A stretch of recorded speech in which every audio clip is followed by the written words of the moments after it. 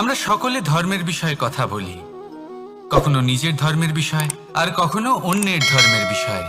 কখনো আমরা অধর্ম দেখলে সেই বিষয়ে কথা বলি। অনেক রকম আলোচনা হয়, কিন্তু এই ধর্ম আসলে কি সেটা কি কেউ বোঝে? যদি আমি আপনাকে উত্তর দিই, এই উত্তর সরল। ধর্ম হলো তাই যা মানুষকে অন্য মানুষের সাথে, সমস্ত বিশ্ব সংসারের সাথে আনন্দ সহকারে বাঁচতে শেখায়। সেই জন্য আপনি যদি কখনো কোনো ধর্মীয় স্থানে যান, সেই ধর্মীয় স্থানে গিয়ে আপনার শান্তির অনুভূতি হয়, তাই না? কিন্তু দেখুন, ধর্মের জ্ঞান থাকলেই সেই মানুষ ধর্মের পথে চলতে পারবে এমন কোনো কথা নেই। অনেক সময় সম্পর্কে যখন সংঘর্ষ বেড়ে যায়, তখন ইচ্ছের জন্ম হয়, ক্রোধের জন্ম হয়, অহংকারের জন্ম হয়, আর তারপর বিনাশ হয়ে যায় এই ধর্মের। সেই জন্য দ্বিতীয় সবথেকে গুরুত্বপূর্ণ গুণ যা আমার সারথীর মধ্যে থাকা উচিত, তা হলো ধর্মবীর হওয়া। এবার দেখতে হবে সেটাই যে কে হবে সেই ব্যক্তি যিনি এই স্বয়ম্বরে নিজের ধর্মে অটল থাকবেন। কারণ সেই ব্যক্তি এই সংসার থেকে সরে এসে ধর্মের পুনঃস্থাপনের এই মহাকার্যে আমার সারথি হতে পারবেন। তাহলে আসুন আমার সাথে ভালোবেসে বলুন, রাধা রাধা। কর্ম, ধর্ম, জ্ঞান, এই 3 স্তরে অনেক মানুষ পৌঁছতে পারেন। অনেকে এই পরীক্ষা দিয়ে তাতে উত্তীর্ণ হয়ে যেতে পারেন, কিন্তু শিখরে পৌঁছে শাসন তিনিই করতে পারেন যার কাছে এই চতুর্থ গুণটিও থাকে, সমর্পণ। অত্যন্ত গুরুত্বপূর্ণ একটা গুণ এটা। এই সমর্পণ আসলে অত্যন্ত গুরুত্বপূর্ণ। পূর্ণ সমর্পণ দরকার নিজের লক্ষ্যের প্রতি, সমর্পণ নিজের কর্তব্যের প্রতি, সমর্পণ নিজের আত্মার থেকে নির্গত স্বরের প্রতি, সমর্পণ নিজের রথির প্রতি, অর্থাৎ আমার প্রতি। এবার এই পরীক্ষায় অত্যন্ত কঠিন এক বাঁক আসতে চলেছে, যেখানে সারথীকে সমর্পণের নিরিখে পরীক্ষা করা হবে, আর তাতে উত্তীর্ণ হওয়ার পরেই তার হাতে ধর্ম স্থাপনের রথের রাশ তুলে দেওয়া হবে। দেখা যাক কি হয়। ততক্ষণ আপনি প্রসন্ন থাকুন আর আমার সাথে ভালোবেসে বলুন, রাধা রাধা। যখন একজন ভক্ত এবং তার ভগবান এক আকার ধারণ করেন, যখন একজন ভক্ত নিজের ভগবানের প্রতি, নিজের জীবনের লক্ষ্যের প্রতি সম্পূর্ণরূপে সমর্পিত হয়ে যান, তখন জন্মগ্রহণ করে ভক্তি। আর তখন সংসারের সমস্ত আশা তিনি ত্যাগ করতে পারেন। সমস্ত আশা শেষ হতে পারে, কিন্তু মানুষের সঙ্গ ভক্তি কখনো ত্যাগ করে না। যখন ভক্ত ও ভগবান এক আকার ধারণ করেন, এক হয়ে যান, তখন রথী এবং সারথীর মধ্যে কোনো পার্থক্য থাকে না। তারাও এক হয়ে যান। একটাই ব্যক্তিত্ব, একটাই অস্তিত্ব। আর সেই জন্যই কখনো কখনো রথীর আদেশ ছাড়াই সারথী রথ চালিয়ে দেন, আবার কখনো সারথীর পরামর্শ ছাড়াই রথী আক্রমণ করে ফেলেন। এ তো শুধুমাত্র আরও একটা গুণ সেই সারথীর মধ্যে যিনি ধর্মস্থাপনার মহান কাজে আমার সারথী হতে চলেছেন। তাহলে আসুন আমার সাথে ভালোবেসে বলুন, রাধা রাধা। ভাগ করে নেওয়া বা বন্টন করা প্রত্যেক মানুষের জীবনে অবশ্যই হয়ে থাকে, আর অনেক সময় এটা জীবনে অতি আবশ্যক হয়ে পড়ে। কিন্তু ভাগ করার মনোকামনা তার থেকেও বেশি গুরুত্বপূর্ণ হলো যে কোন ঘটনার আধারে এই বাটোয়ারা হলো। অনেক সময় এই বাটোয়ারা হলো শান্তির প্রতীক, আবার অনেক সময় এই বাটোয়ারা বিপ্লব ঘটাতে পারে, এমন এক বিপ্লব যা মহাযুদ্ধ ঘটিয়ে দিতে পারে। দেখুন, বাটোয়ারা সম্পত্তির হোক বা হোক ভিক্ষার, শিক্ষা কিন্তু একটাই, জীবনে অনেক সময় বাটোয়ারা দরকার হতে পারে, কিন্তু যতদূর সম্ভব তা এড়িয়ে চলুন, একসাথে মিলে এগিয়ে চলুন। কারণ দেখুন, এই যে বাটোয়ারা ভাগ করে দেয়, আর সেখানেই একতা আপনাকে অগ্রসর করে। তাহলে আপনিও এটাই করুন, একসাথে মিলে সামনে এগোন, আর আমার সাথে ভালোবেসে বলুন, রাধা রাধা। আত্মীয় স্বজন কারা হন? তারাই যারা সুখে দুঃখে পাশে থাকেন, তারা যারা বিপদের সময় আপনার পাশে এসে দাঁড়ান। এবার দেখুন, একটা প্রশ্ন করব আপনাদের, সব থেকে ঘনিষ্ঠ, আবশ্যক এবং গুরুত্বপূর্ণ আত্মীয় কারা, বিশেষ করে বিপদের সময়? কেউ বলবেন মাতা, কেউ বলবেন পিতা, কেউ বলবেন ভাই বোন, ইত্যাদি ইত্যাদি। এবার ভাবুন, আপনি বড় হয়ে গেছেন, আপনি বাড়ি থেকে দূরে চলে গেছেন, পেট ভরানোর জন্য আপনাকে প্রত্যেক দিন চেষ্টা করতে হয়। এমন সময় যদি আপনার জীবনে বিপদ এসে পড়ে, তাহলে কখন আপনার খবর ওনাদের কাছে পৌঁছবে? কতক্ষণে ওনারা সাহায্য করতে আসতে পারবেন? এরকম এক সময় সব থেকে গুরুত্বপূর্ণ আত্মীয় হন আপনার প্রতিবেশী, কারণ তারাই সেই মুহূর্তে আপনার সব থেকে কাছে।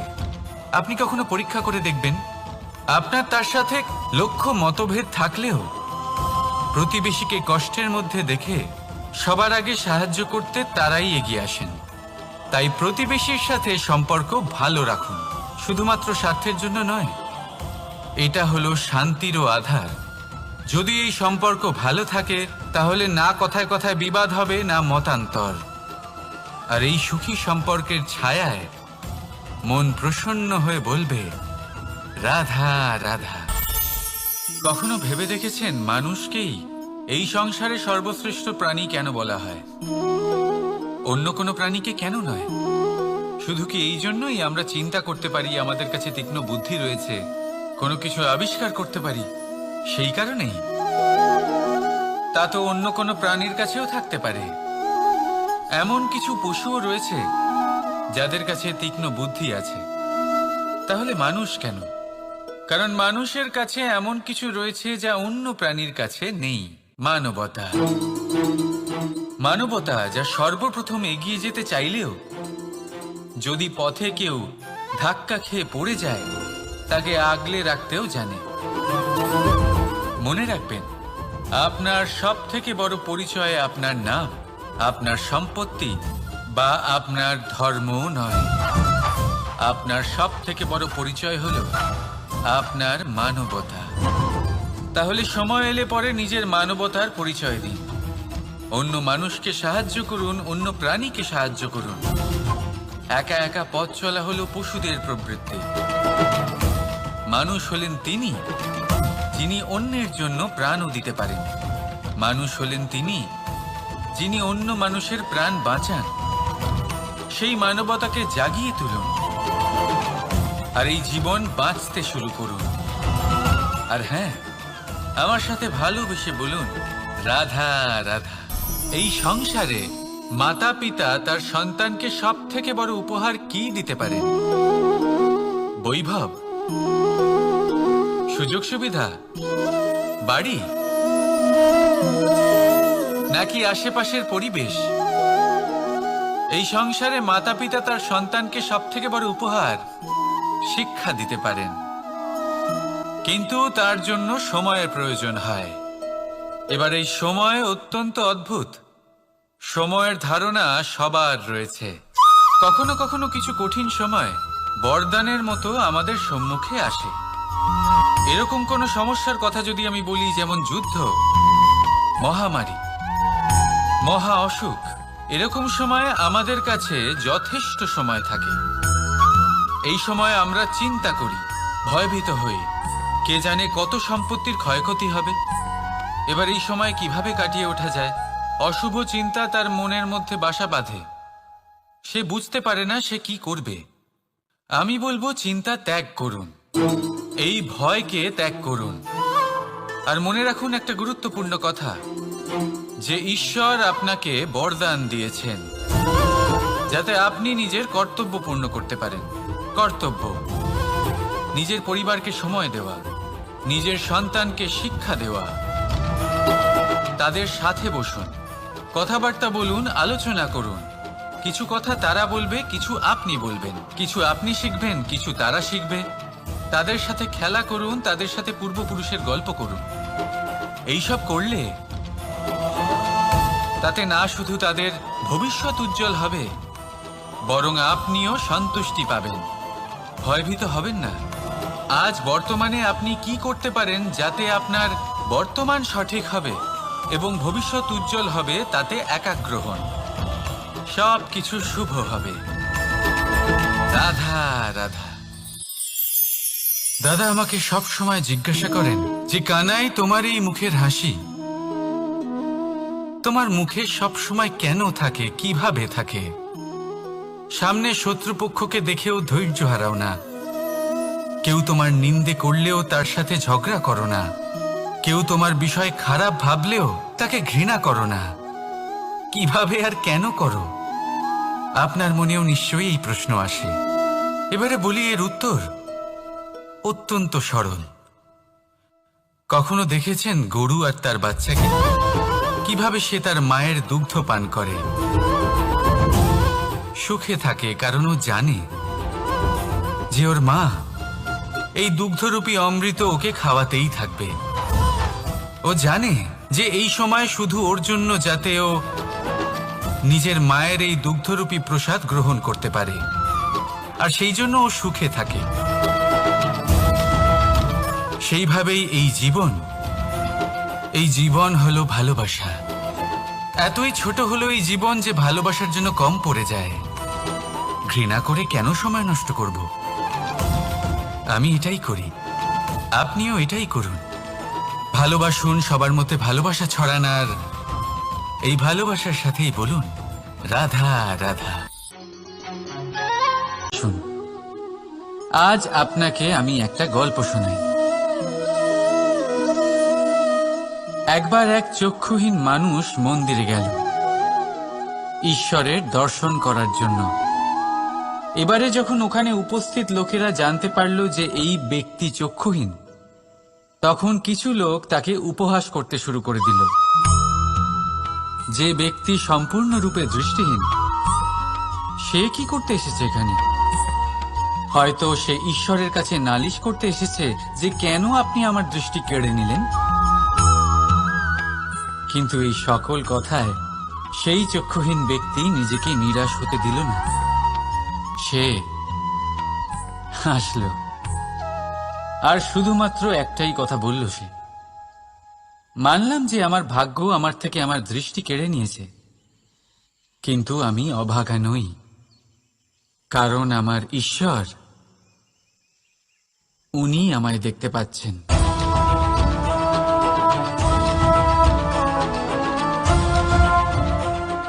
তাই মনে রাখবেন, দৃষ্টি নয়, দৃষ্টিভঙ্গি আবশ্যক। যদি আপনার দৃষ্টিভঙ্গি শুভ হয়, তাহলে অশুভর মধ্যেও আপনি শুভ দেখতে পাবেন। আর মন প্রসন্ন হয়ে বলবে রাধা রাধা। পরীক্ষা এমন এক ব্যবস্থা যেখানে আমাকে, আপনাকে, সকলকে কখনো না কখনো অংশগ্রহণ করতেই হয়। মনে করুন নিজের বাল্যকাল।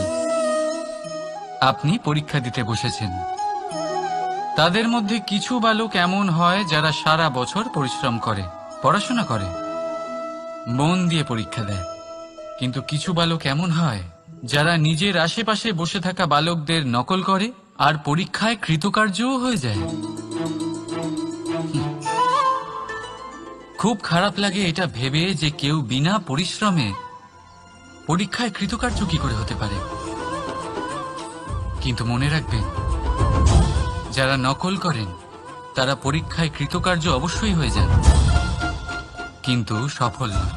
কারণ আমরা এক বিশেষ কথা ভুলে যাই, যে প্রত্যেক মানুষের ব্যক্তিত্ব আলাদা হয়। আপনি অন্যদের নকল করে নিজের জীবন অতিবাহিত করতেই পারেন, কিন্তু যদি নিজের জীবনে সাফল্য লাভ করতে হয়, যদি নিজের জীবনে আনন্দ পেতে হয় তাহলে মনে রাখবেন, নিজের প্রশ্নগুলোর উত্তর জীবনে নিজেকেই খুঁজে বের করতে হবে। রাধা রাধা।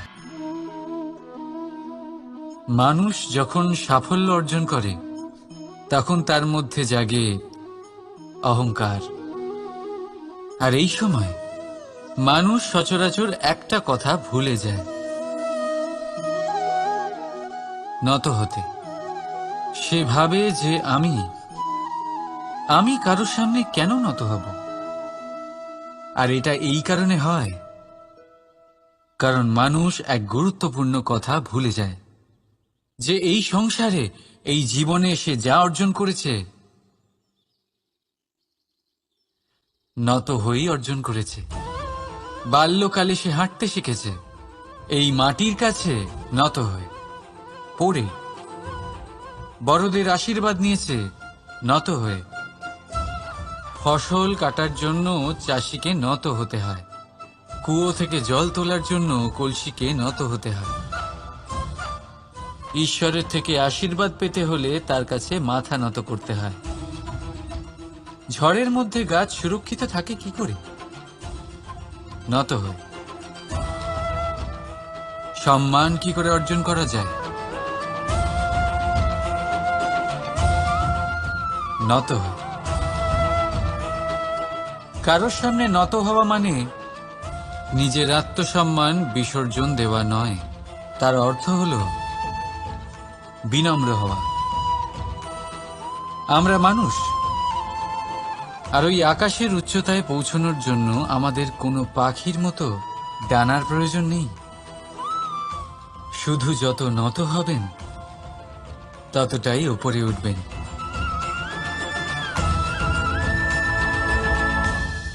রাধা রাধা। আপনি এই সংসারে এমন অনেক মানুষ চেনেন যারা অত্যন্ত স্বার্থপর, যারা শুধুমাত্র প্রয়োজন পড়লেই আপনার কথা মনে করে। তাছাড়া বহু বছর তাদের দেখাই পাওয়া যায় না, কিন্তু যখনই তাদের আপনার সাহায্যের প্রয়োজন পড়ে হাত জোর করে আপনার সামনে এসে উপস্থিত হয়। বড়ই রাগ হয় এদের ওপরে, মন ভারী হয়ে ওঠে। মন এই কথাই বলে যে এই ব্যক্তির সাহায্য করা উচিত নয়, কিন্তু আপনি এরকম কখনোই করবেন না। আপনি বলবেন, কেন বলছি আমি এই কথা? মনে রাখবেন, আলোর খোঁজ মানুষ শুধুমাত্র তখনই করে যখন অন্ধকার গভীরতর হয়। তাকে স্বার্থপর ভেবে নিজের মনকে বিচলিত করবেন না। নিজেকে আলো মনে করে আনন্দে থাকুন। ভাগ্যবান মনে করুন নিজেকে, যে কারোর বিপদের সময় তার আপনার কথা মনে পড়েছে, যে আপনি এই সংসারে কাউকে সাহায্য করার যোগ্যতা রাখেন। এই জীবনে কেউ স্বার্থপর বলে নিজের দৃষ্টিভঙ্গি কখনোই পাল্টাবেন না। শুধুই নজর রাখুন নিজের পরমার্থের ওপরে। মন প্রসন্ন হয়ে বলবে, রাধা রাধা। কখনো কোনো পাখিকে দেখেছেন? যখন তারা ডিম পাড়তে প্রস্তুত হয় তখন তারা সবচেয়ে আগে একটা স্থান খোঁজে, একটা স্থান যা বর্ষা, রৌদ্র আর শত্রুর থেকে সুরক্ষিত হয়। তারপর তারা বাসা তৈরি করে, তারপরেই ডিম পাড়ে। আর তারপর যখন সেই ডিম ফুটে তার সন্তানদের জন্ম হয়, সে তাদের খাবার খাওয়ায়, তাদের রক্ষণাবেক্ষণ করে। কিন্তু যখন তাদের ডানা গজায় তখন না সে তাদের খাবার দেয় আর না তাদের বাসা বানাতে শেখায়। শুধুমাত্র তাদের উড়তে শেখায় সে।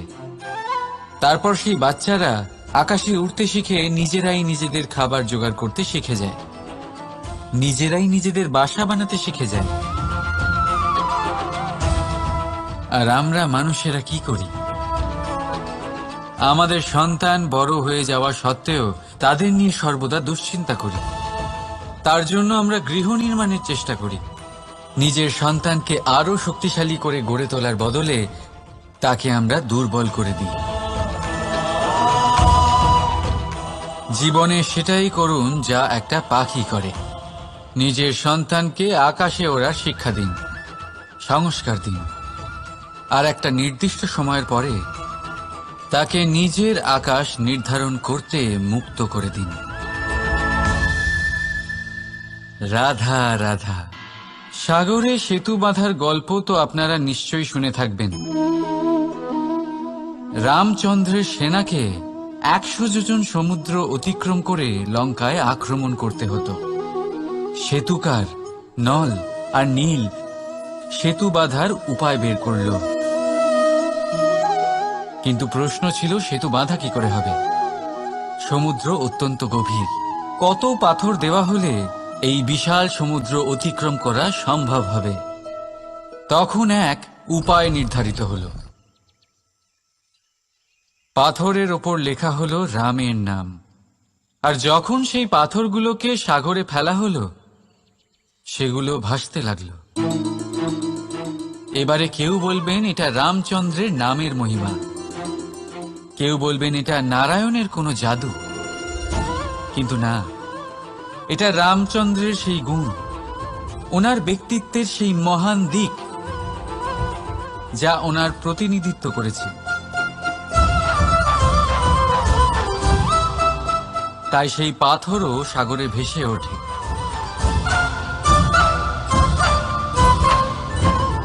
ঠিক সেইভাবেই যেখানে আমরা থাকি না সেখানে আমাদের গুণ আমাদের প্রতিনিধিত্ব করে। আমাদের নামের শক্তি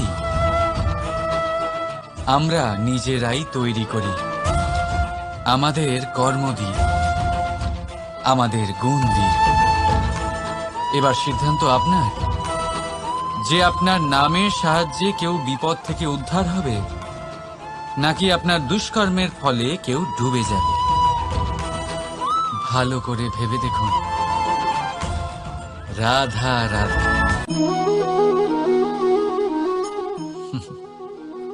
এবারে আপনারা ভাবছেন যে আমি এত একাগ্রতার সাথে এই পিঁপড়েকে কেন দেখছি। আপনাকে বলি যে আজ এই পিঁপড়েকে দেখে আমি মন্ত্রমুগ্ধ হয়ে গেছি। ওর রূপ বা ওর আকার দেখে নয়, এই পিঁপড়ের প্রচেষ্টা দেখে।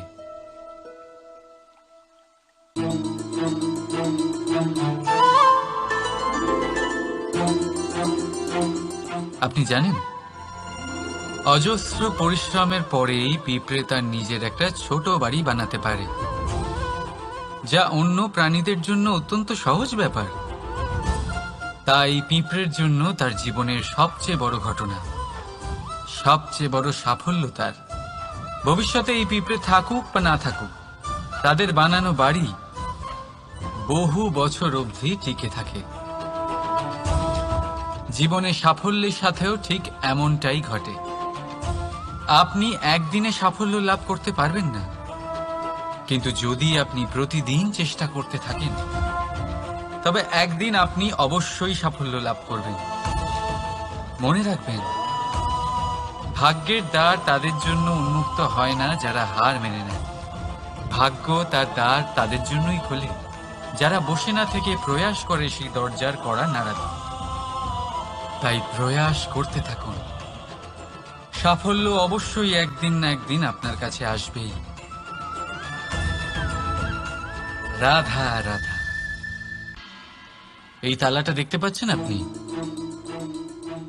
এই তালাকে ভেঙেও খুলে দেওয়া যায়, আবার ভালোবেসেও খুলে দেওয়া যায়। অর্থাৎ এই তালাটা আপনি এই চাবির দ্বারাও খুলে দিতে পারেন, এই হাতুড়ি দিয়েও খুলে দিতে পারেন। কিন্তু এই খোলাতে তফাৎ আছে। যদি তালা খোলার জন্য আপনি সেটা ভেঙে ফেলেন, তাহলে তা পরের বার আর কাজে লাগবে না। কিন্তু যদি এটা আপনি চাবির দ্বারা খোলেন, তাহলে তা চিরকাল কাজে লাগবে। আমাদের জীবনে সম্পর্কগুলো কিছুটা এরকমই হয়। আমাদের জীবনের আনন্দরূপী ধন রক্ষা করে এই সম্পর্ক, কিন্তু ভালোবেসে। যদি ক্রোধের দ্বারা এই সম্পর্ক রক্ষা করা হয় তাহলে পরে তা কোনো কাজে আসে না। তাই সম্পর্ক সবসময় প্রেমের চাবি দিয়ে খুলুন, কারণ প্রতিবার নতুন তালা আপনি ব্যবহার করতেই পারেন, নতুন সম্পর্ক গড়তে পারবেন না। রাধা রাধা। জীবন কি? এই জীবন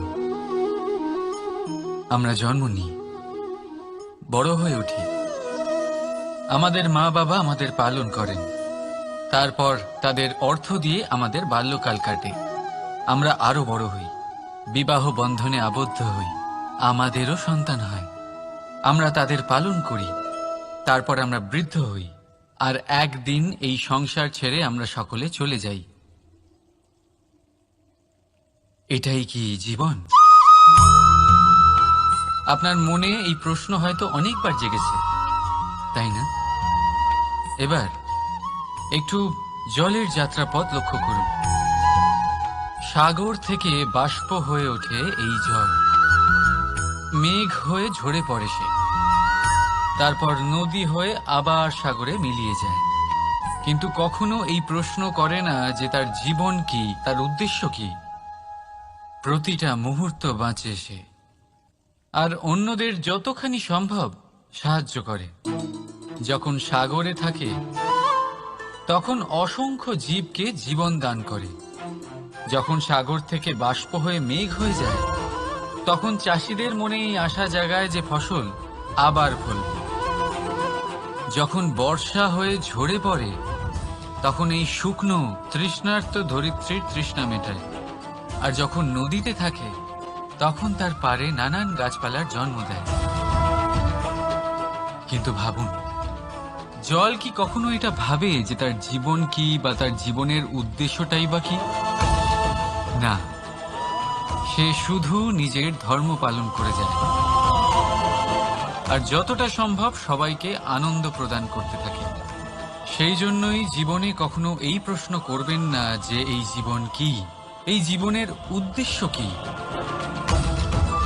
শুধু এই জীবন বাঁচুন, আর যতটা সম্ভব সবাইকে আনন্দ প্রদান করুন। মন প্রসন্ন হয়ে বলবে রাধা রাধা। কখনো বৃষ্টির জন্য হওয়া কাদার মধ্যে দিয়ে আপনি নিজের বাড়ি ফিরেছেন? পাদুকা পরার জন্য আপনি ওই কাদা থেকে অবশ্যই বেঁচে যান, কিন্তু সেই পাদুকা থেকে আগত নোংরা কাদার ছিটে আপনার বস্ত্রকে ময়লা করেই দেয়।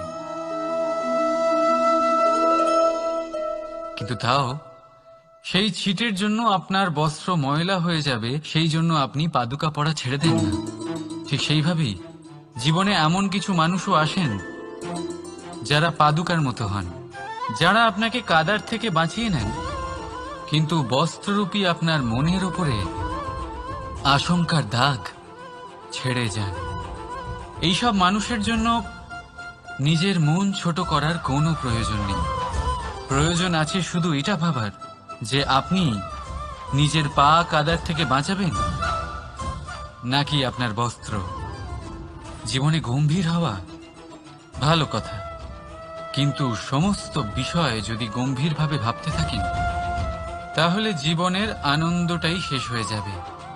এই সংসার অস্থায়ী, এখানে এমন কিছুই নেই যা চিরকাল জীবিত থাকবে।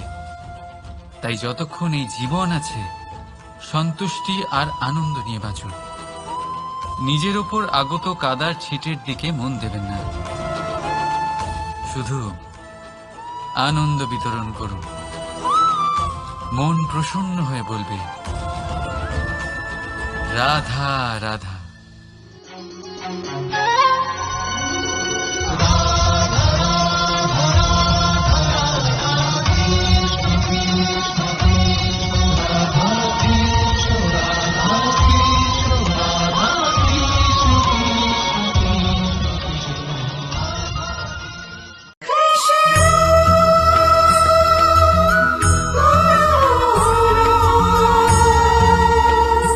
মোহন বংশী আপনি জীবনে কি হবেন সেটা আপনার পরিশ্রম, আপনার নিরন্তর প্রয়াস আর আপনার নির্বাচিত দিশার উপর নির্ভর করে না। এটা নির্ভর করে আপনার সঙ্গতির উপরেও। এই সঙ্গতি যা হলো অত্যন্ত গুরুত্বপূর্ণ। প্রকৃতিও আমাদের এটাই শেখায় বিভিন্ন উদাহরণ দিয়ে। যদি আপনাকে একটা উদাহরণ দিই, কখনো বাতাসের প্রবাহ লক্ষ্য করবেন। এই বাতাসের প্রবাহ যখন কোনো পুষ্পকে স্পর্শ করে, সেও সুগন্ধে পরিপূর্ণ হয়ে যায়। এই বাতাসের প্রবাহ যখন কোনো নালীর উপর দিয়ে প্রবাহিত হয়, তখন সেও সুগন্ধহীন হয়ে যায়।